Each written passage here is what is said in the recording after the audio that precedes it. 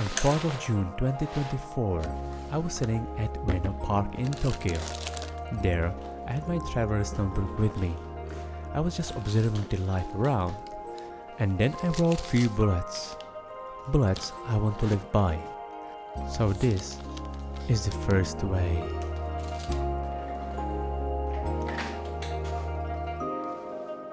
No matter what you do, be always thorough.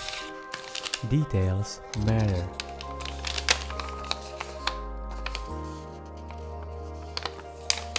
When we bought any stationery in Japan, it was always so neatly and beautifully packed, almost that you did not want to open it.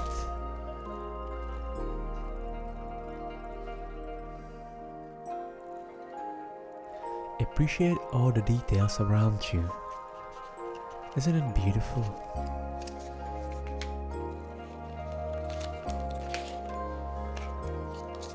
In this modern era, we got used to experience and live in a very fast pace.